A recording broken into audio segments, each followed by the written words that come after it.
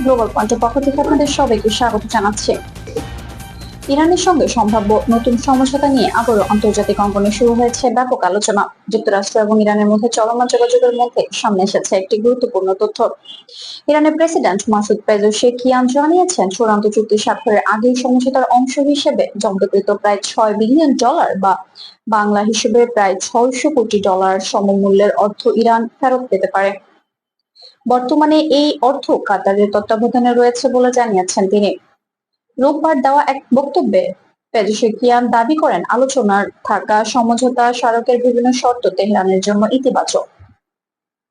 তার ভাষ্য অনুযায়ী দীর্ঘদিন ধরে যেসব বিষয়ে কঠোর অবস্থান নেওয়া হয়েছিল সেসবের কিছু অংশ এখন ইরানি জনগণের অধিকার হিসেবেও বিবেচিত হচ্ছে। তবে এসব বক্তব্যের পাশাপাশি আন্তর্জাতিক পর্যবেক্ষকরা মনে করিয়ে দিচ্ছেন যে চূড়ান্ত চুক্তির আগে এখনো বেশ কিছু বিষয় নিয়ে আলোচনা চলমান রয়েছে।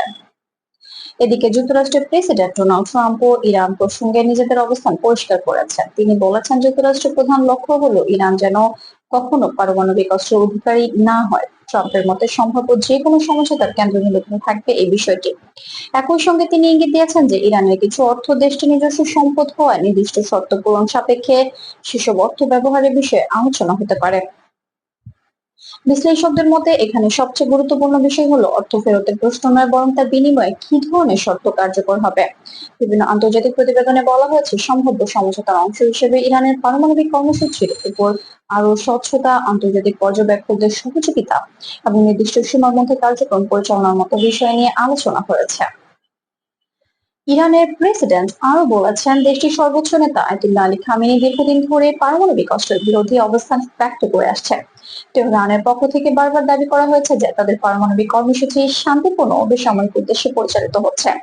তবে পশ্চিমা দেশগুলো দীর্ঘদিন ধরে এই কর্মসূচির বিভিন্ন দিক নিয়ে উদ্বেগ প্রকাশ করে আসছেন। উল্লেখ্য, ইরানের কয়েক বিলিয়ন ডলার মূল্যের সম্পদ দীর্ঘ সময় ধরে বিভিন্ন আন্তর্জাতিক নিষেধাজ্ঞা ও আর্থিক ব্যবস্থার কারণে সীমাবদ্ধ অবস্থায় রয়েছে।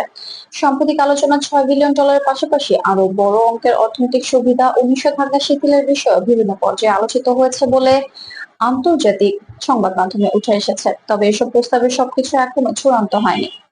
পর্যবেক্ষকরা বলছেন, যদি দুই পক্ষ আলোচনার মাধ্যমে একটি গ্রহণযোগ্য সমঝোতায় পৌঁছাতে পারে, তাহলে তা শুধু যুক্তরাষ্ট্র ও ইরানের সম্পর্কই নয়, মধ্যপ্রাচ্যের সামগ্রিক অর্থনীতি ও কূটনৈতিক পরিবেশেও নতুন প্রভাব ফেলতে পারে।